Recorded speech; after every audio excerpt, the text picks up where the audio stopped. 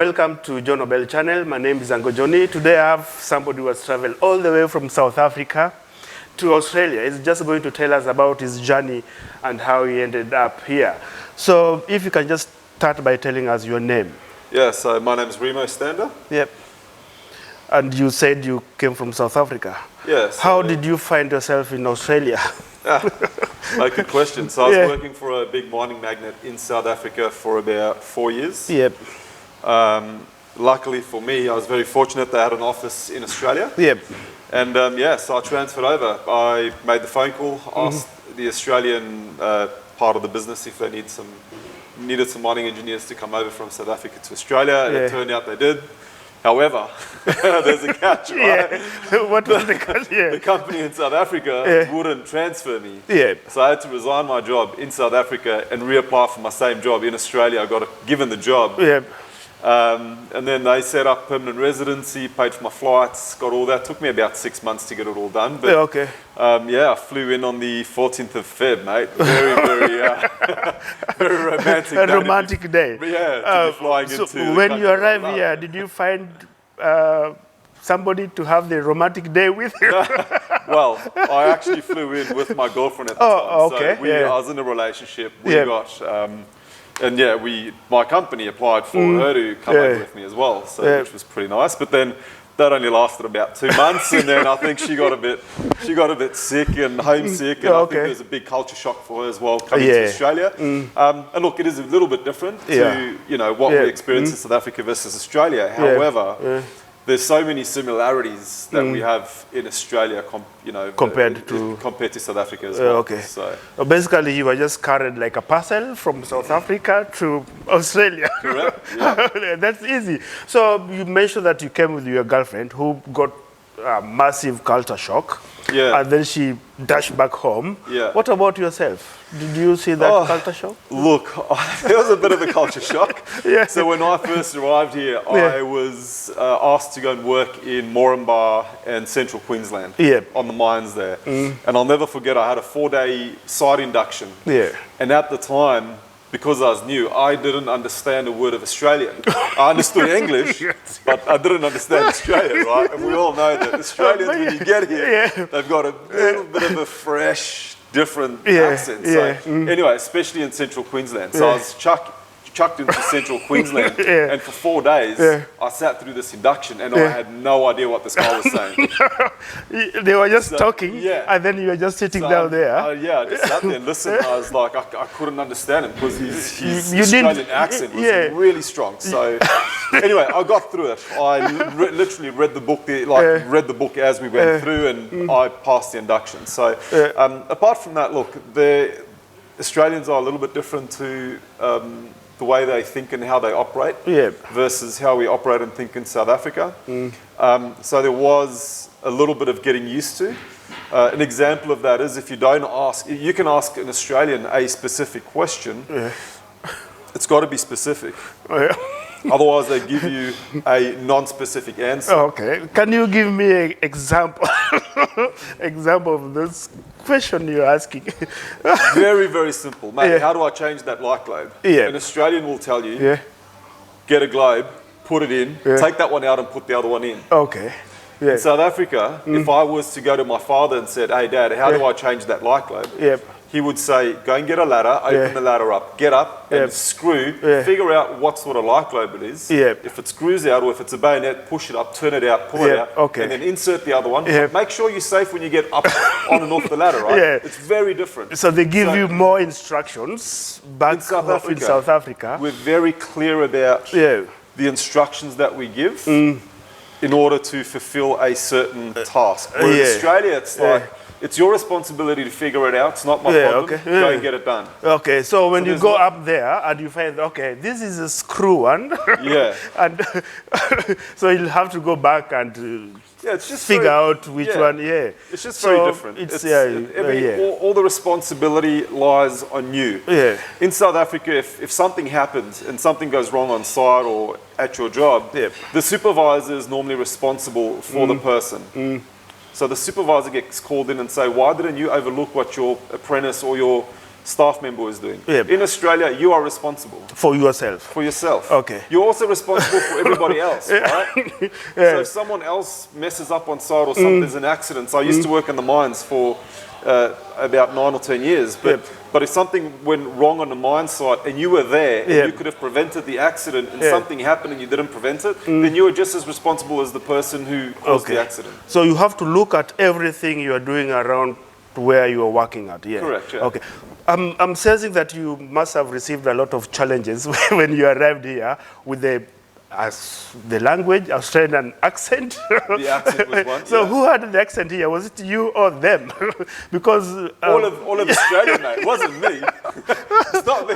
Because I can see. Well, in South Africa, we've got some very strong accent as well. Yeah. So did they understand you when you were talking to them? No. Yeah. No. And they still don't understand. Well, they don't understand me All either. the time. They'll go, excuse me? And I'll be like, well, I'll say my name's Remo. Yeah, Remo. R-E-M-O. Yeah. They'll call out my order when I go order a pizza. Remy. I'm like, how did you not hear that? That's not what I told you. Anyway, so I still have the language barrier from time to time. But I think over many, many years, I've sort of adapted to, I guess, learning, taking on a little bit of their accent mixed with a little bit of South African accent, so now I can communicate with everybody. Well, okay. So life is easier after 14 years of staying here. Yeah, a bit, 13 years of staying here is a bit. It has gotten a lot easier.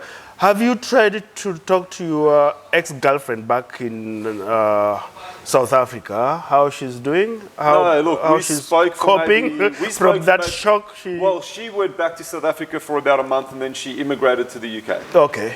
So. Which I think there's a big, the UK and South Africa has got a lot in common in terms of the way we do things. Yep. Right, where it's a little bit different from Australia because we're in the middle of nowhere, out to the out in the sea, and not many people actually come here in terms of So anyway, so no, I haven't spoken to her. Oh, okay. I just want to know about the mining in South Africa and the mining here. What's the difference?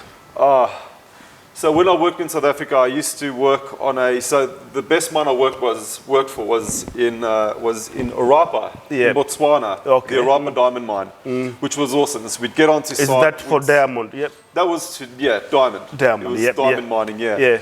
But it was more on the exploration side. So it wasn't in the mine itself. It was outside of the big gates and the high fences.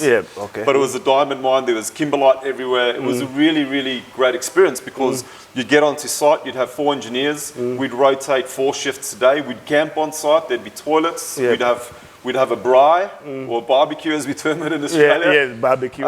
There would be. It's called braai. Braai, Okay, braai. In South Africa.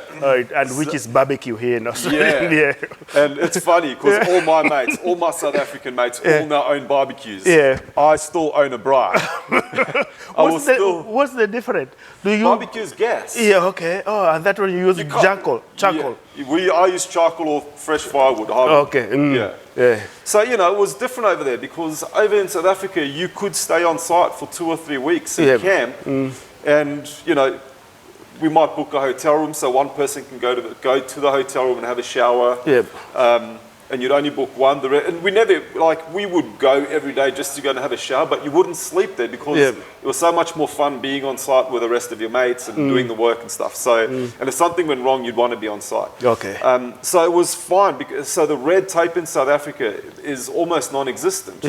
Well, it was back then. I don't know what it's like now. Things change every now and then, so maybe there are some changes there. Okay. Now in Australia.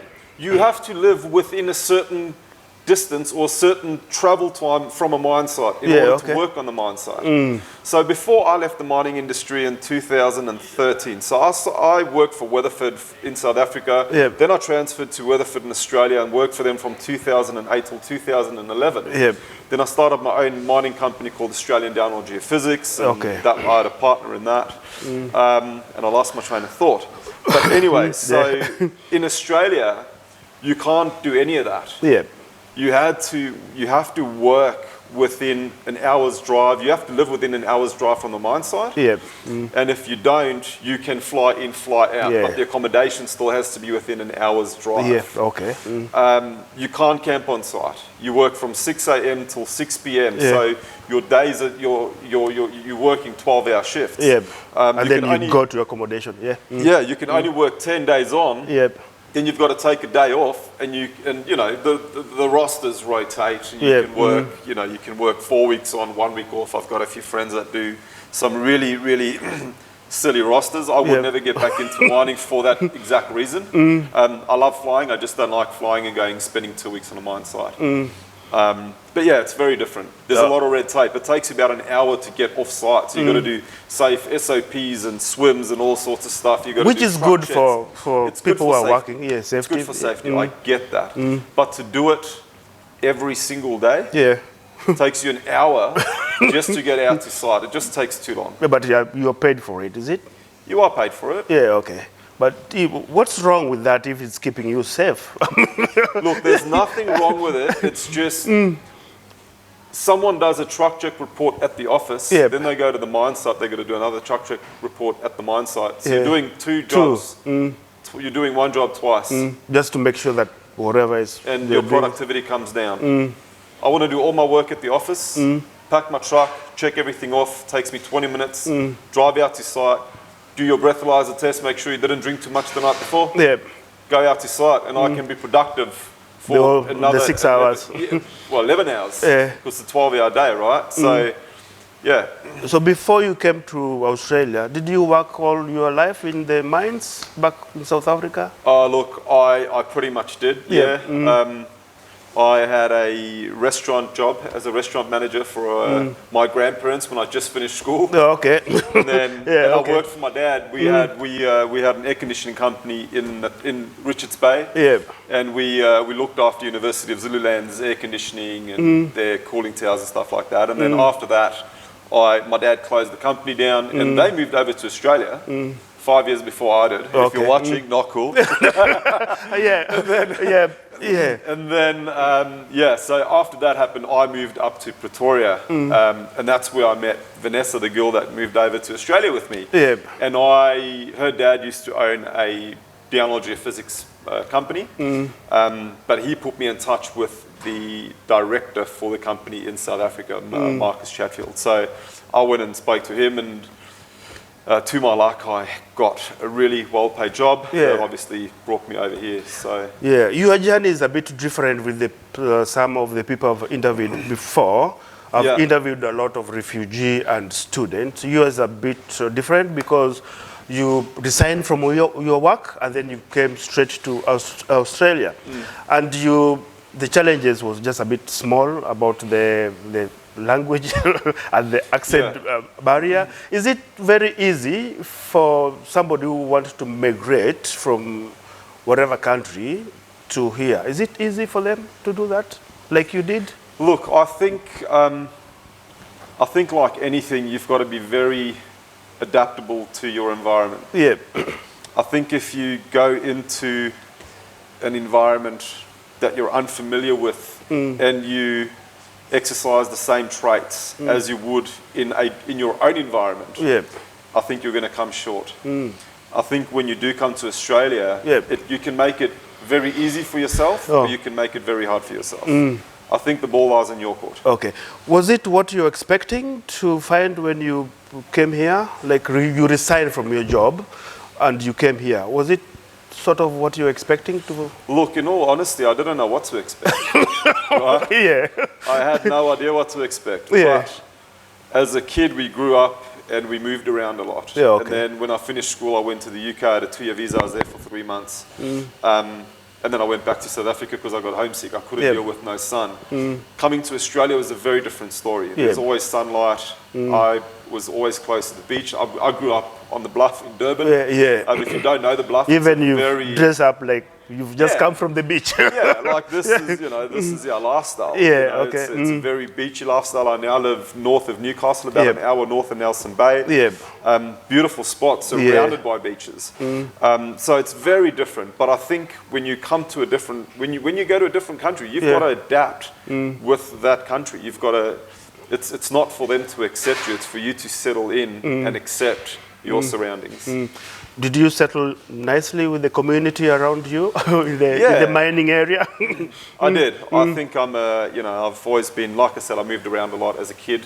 So I've always been left to my own devices to go out and make new friends and meet new people. And so yeah, it's extremely easy to come over to Australia and adapt and make an awesome living here if you want. This is Australia. The one thing my dad said to me before I came over, I think about a week before I flew in, he said to me, son, when you get here, you're going to love it. Australia is the land of milk and honey. Okay. And it is literally the land of milk and honey. Oh, is that right? Well, you can come here and do absolutely anything you want. Yeah, okay. Right? If you want to open up a business, you can open up a business. Yeah, okay. If you want to go and, if you want to drive a truck that puts your garden rubbish in the back of a truck, and drive around and do that, you can do that. You can do whatever you want. If you want to go study, you can do that. You can study, Whatever you want to do. You can do it. This land is full of opportunity. I think the biggest challenge that a lot of my friends in South Africa have is they think that because, a lot of my friends have good jobs, they have it really good in South Africa. So they think, I want to come over to Australia with lots of money so that I can settle in and not, you know, I don't have to struggle to get somewhere. The problem is, when you come to Australia, you're going to have to start at the bottom. Everybody starts at the bottom. Yeah, from ground zero. But it is so easy to get to the top. Okay. So you can give up whatever you've got in South Africa and feel confident that when you come here, you can create the same life, if not a much, much better life than you can in South Africa. And I have. I've created a very, very comfortable life for myself and my family in Australia. Okay, that's very interesting. Now, I just want to take you back to South Africa. Your early life as a teenager. What were you doing? Where did you go? What type of plays you were doing with other kids and the animals you were seeing and all that stuff? Yeah, look, I grew up in Richards Bay. It was a small town. It was probably, you know, a third of the size of Newcastle, which is, again, also a beautiful place. But I grew up just, you know, we lived on the beach.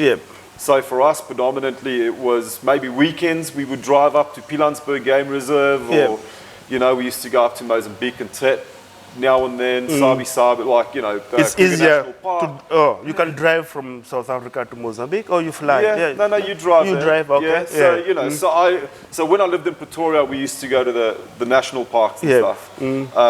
When I lived in Richards Bay, we predominantly lived on the beach. So you would finish school, you'd go down to the beach, everyone would be chilling at the beach, drinking juice and having chip rolls and going for a surf or a bodyboard, and, you know, then we'd throw the finger out and hitch back home at 5, 6, 7 o'clock at night, go do your homework, get ready for school the next day, right? And then weekends would be, when you get older, it was, alcohol got introduced, so it was sitting at the beach and having a few drinks with your mates and, you know, a relaxed environment. Again, it's a small town, so everybody knew everybody. It was a really good community. And then when I got older, I moved out of Richards Bay. I moved away from the sea for about 5 years to go and make a living. But then the environment changed, and it was, you know, weekends away to game reserves and stuff like that. Okay. Did you grow up during apartheid time in South Africa? During apartheid? Yeah, so I was born in 1984, I'm 36 now, so I did experience a little bit of apartheid when I was growing up. But the funny thing is, I think as a child you don't really notice that, because, you know, we had a nanny, and she was African, but she was like family. You know, she used to dress us in the morning, she used to bath us, she used to make our food in the morning, breakfast, lunch and dinner.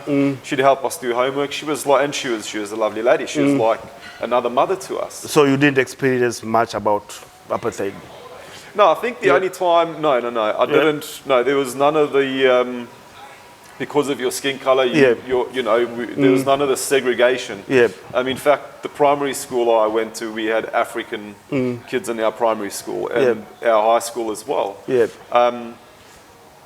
In 1994, things obviously changed a little bit. Substantially. For the better.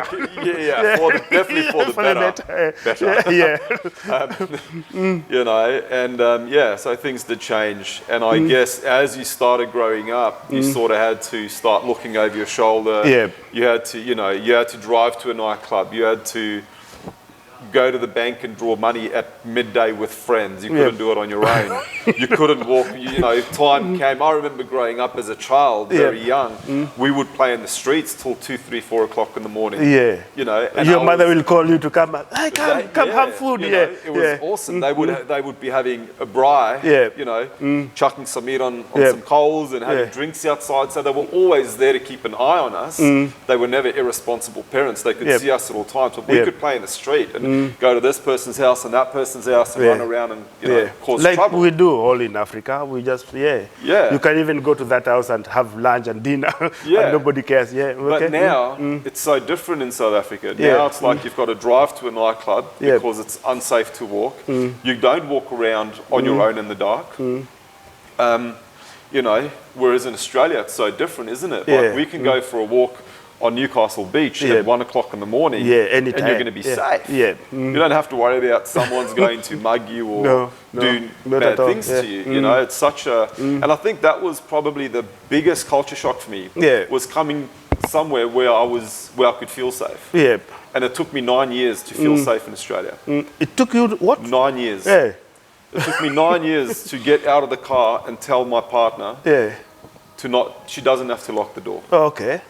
So when I get out of the car and she was in the car, I would say, lock the doors, please. And she'd be like, why? Why do you want me to lock the doors? And I'd be like, well, it's dangerous. She's like, no, it's not dangerous. So you still have that mentality that... Not anymore, but I used to for 9 years. Now, I'll happily sleep with my doors open and my windows open. And there's no burglar bars. In Nelson Bay? Not in Newcastle. Really? I don't think so. I'm in Newcastle. I used to live in Merewether for 4 years before I moved to Sydney for 5, and then I've lived in Nelson Bay for almost 4 years now. And I remember living in Merewether on Merewether Road or Merewether Street in Merewether. It was awesome. Like, you could go to sleep and your window could be wide open.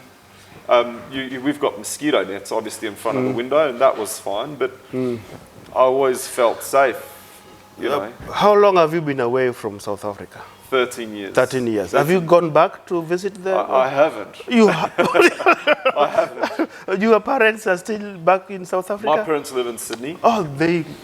Everybody from South Africa in your family moved to Australia? No. So my parents moved to Sydney 5 years before I did. They live in Bondi, which is... Well, they lived in Bondi for most of their time. They now live in Bronte.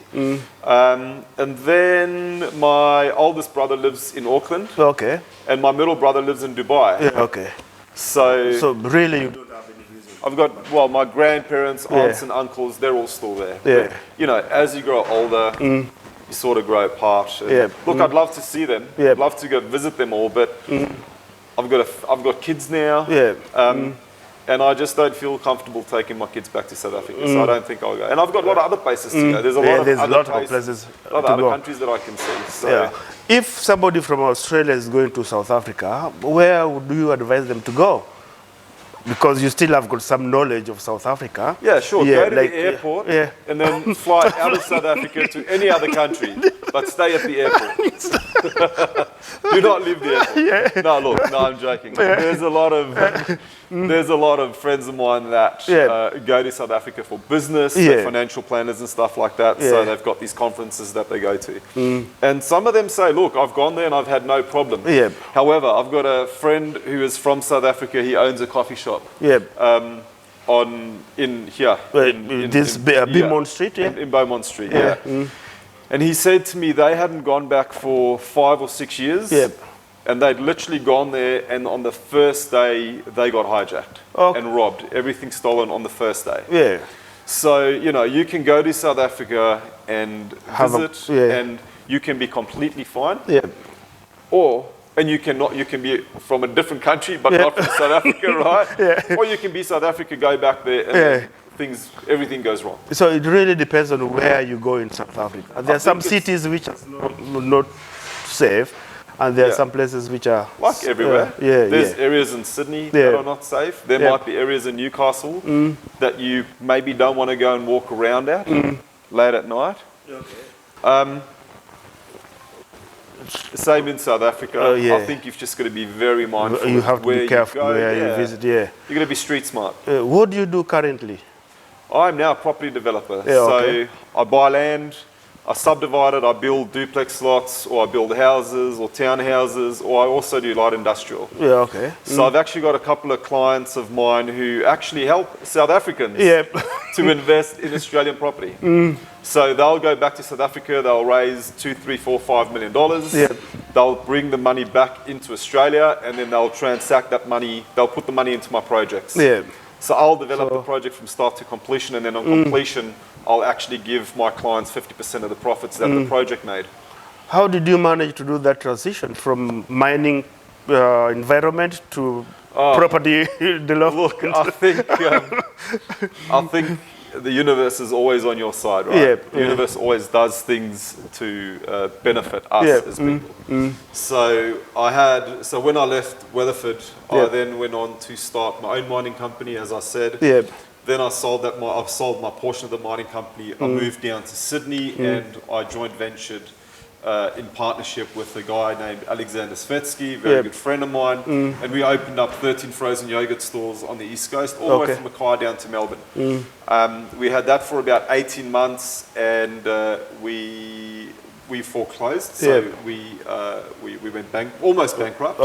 Was it because of the COVID-19 or? No. So this was years ago. So this was before 2011, 12, 13. So in 2013 we started the frozen yogurt company, and at the start, and then by the end of 2014, we had closed all our shops down because every mum and dad and their dog started opening up a frozen yogurt store, right? You eventually had 3 frozen yogurt stores within 100 meters of each other. So we went bankrupt. And from there, as I said, you can get a job anywhere in Australia doing anything. I actually then, because I couldn't find a job, I then went and became a baggage handler at Sydney International Airport. As well as drive Uber when I wasn't working at the airport. And then I also had a very, very young baby at the time. So I was looking after my young girl at the time, plus working at the airport, plus driving Uber, just to make ends meet. But mate, it's all character building. That's good. I went through that. Then I got a job as a sales, in sales. It was great for a company in Sydney, and I was selling business education. And then I actually got a really, really cool job where I was working for a company called Roscoe that does lighting and stuff like that. And I started going to high-end film shoots, like I was on Fast and Furious 8 in New York. I flew over to New York and happened to step onto set, and that was awesome. And I was an alien convent here in Sydney, and I was in Ghost in a Shell over in Wellington in New Zealand. Oh, so you've made movies. Well, I didn't make movies. I just used to go to the movies and, get the gaffers and the lighting engineers to use our product and our soft drops and backdrops and stuff like that. So that was exciting. But then I happened to... a friend of mine, Brian, who's also from South Africa, he's from Cape Town, he's a business coach. He approached me and said, do you know of anyone that might be interested in a sales job for a property development company? And I was like, yeah, sure. I'll have a look at it. Let me check it out. So I did, and I met with the owner of the company, nice guy. He flew down to Sydney, we got chatting. And I said, look, these are my conditions. I want X, Y, and Z. I want X amount of money, and I'll happily jump ship from where I am now to come and work for you guys. And he agreed, and it was great. And within 6 months of working for him, I went from sales manager to becoming his general manager. So everything that happened in the company from acquisitions, approvals, and delivery, which are your 3 stages of property development, everything had to come across my desk. And I was working with my town planners and my project managers and my acquisitions manager and the accounts department and lawyers and solicitors and you know. So I started getting for the next 4 years, I really got the knowledge of how to actually go out and develop my own property. Okay. So then obviously COVID hit this year. And then in March, I decided, well, look, it's probably time to venture out and start doing my own thing. So, yeah, so it's new. I've got 3 projects running, 2 smaller projects, and then 1 20-unit light industrial project. You're a boss of your own now. I now run my own company. I am. Yeah. You manage yourself, yeah. Yeah, I manage myself. I now work maybe 10, maybe 15 hours a week. So, yeah, love it. Well, you can sleep and wake up wherever you... Well, I don't. I got young kids. So 6:30 is the latest I get up because I got to get up and make, you know, get kids school stuff ready and pack lunches. And so, that's good. I want to take you back to the airport when you're doing the luggages. Did you handle them with care? Sure. Can you tell me a little bit? Because I've seen footages have come through of those baggage handlers throwing people's stuff around and don't handle them carefully. Were you one of them? No, I would never do that. I think, you know, sometimes bags get a little bit heavy. Yeah. Because some people pack a bag full and there's like 30 or 40 kilos in there. And when you've... They normally put a sign there showing it's heavy or whatever. But when you've done, once you've done, you know, 600 bags or 2,000 bags for the day, you start getting tired. And sometimes bags fall on the floor. Yeah. You don't throw them on the floor? No, you don't throw them. Yeah. No. They just... None of the guys, I used to work for Toldenado, none of the guys there did bad stuff to the bags. Okay. It was, the guys are very respectful. There's a lot of footage that goes around of people doing that. But no. So you hear that from remote travelers. Baggage handlers don't throw things, baggages. They put them carefully. Not at Sydney International Airport, mate. No. They handle them carefully. Because you can't fly anymore anyway. But before. So this footage going around is false. I wouldn't say it's false. Yeah. And look, I think maybe stuff like that do happen because you can't always choose who's handling your bags. Yeah, I know. You know, not everybody are good people. But you are good. You didn't do any of the terrible stuff with the I would luggage. like to think I'm a fairly good, respectable person. Yeah, okay. I fly, I travel a lot. Like I've been to, you know, half the world. So I do unto others what I want done unto myself. Oh, okay. I don't want other people to damage my bag when I'm traveling for work or traveling for places. Yeah, I just wanted to mention that because you said you work at the airport. Now, what's the interesting story you heard about when you're doing the Uber? When you're driving Uber? Yeah. What interesting story. From your passengers.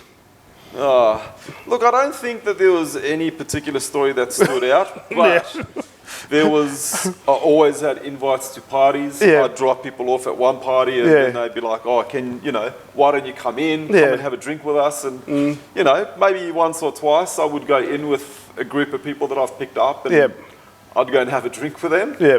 And probably not the best thing because you shouldn't be driving Uber after you've had a beer. But, you know, it would normally be sort of midnight, 1 a.m. People are coming home from nightclubs, going to someone else's house party and they'd be like, oh, come in. So there's been, I think the only thing that I can remember is driving a youngster from Oxford Street in Sydney to Penrith in about halfway, he vomited all over the back of my car. Now, you know, Sydney to Penrith is like a 45-minute, an hour drive. I'm halfway in between, in the middle of nowhere. I can't kick the guy out of the car. And you can't stop. And I can't stop. But the car was not a very pleasant smell. So was he drunk? Yeah. He was very intoxicated. So. But there was never any real standout interesting stuff that happened with Uber. Was that the major incident which happened when you're driving the Uber? About this guy vomiting all over your car? Did you ask him for money to pay? Uber paid. Uber paid for it. But they took the money out of his account, so technically he paid. Was it expensive clean? $250. Oh, okay. Yeah. Yeah, okay. How was the car after that? Was it still stinging all right, or it was? It was good. I took it back twice after that because I didn't do a good enough job. But yeah, I sold the car probably about 8 months later. After that, yeah. Yeah. Would you drive Uber again if a chance comes? Look, I probably won't drive Uber again unless I have to. Yeah. You know, I think everybody is going into challenging times right now. So, and look, like I said, Australia is a land of milk and honey. You can do whatever you want here. So, you know, if the opportunity comes around and you have to do something, you've got to do it. You know, I believe in something that my cornerman, Javon Langford, always says this. He's got a quote, you've got to participate in your own rescue. Yeah. So if you're down and out and you've got nowhere to go, you've got to make ends meet. You've got to come up with a plan. You can't just sit back. And if an Uber comes along, if the opportunity to drive Uber comes along when you're down and out, then you've got to do it. Okay, Remo, if you've done a lot of stuff, if anybody wants to do something, what you've done, what would you advise them? Starting from the mines, property development, driving Uber, and working at the airport. Hey, look, I think my advice for anybody would be, if you want to do anything, is go out and make it happen. I think all too often we sit back and we're like, I can't do this job because I'm not qualified, or I'm not going to apply for that job because I don't know how to do it, or you might not have the confidence. Richard Branson's got a very famous quote where he says, commit to something, even if you can't do it. Once the commitment comes through, then go and figure out how to do it. So even if you can't do something, commit to doing it, and then go and figure out how to do it.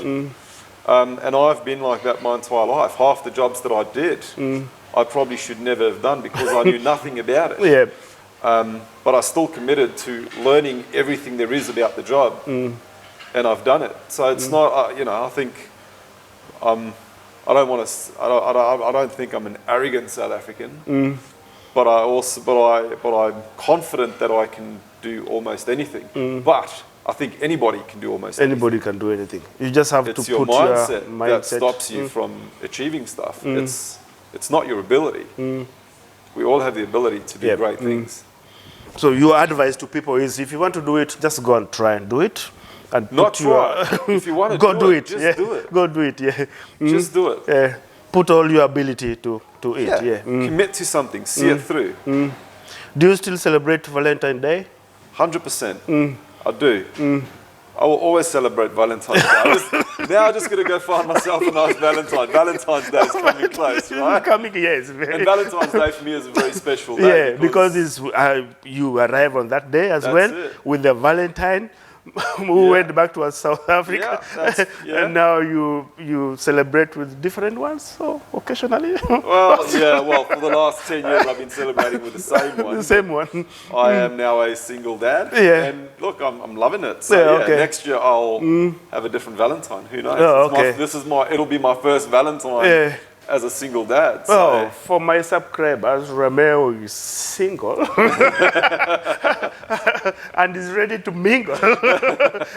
So if you are looking for Valentine, please go to John Obell channel and find this video, watch him. He may take you to anywhere. Let's go Sydney Cafe. Sydney. That's a good one. And he's a very nice man. He handles luggages nicely.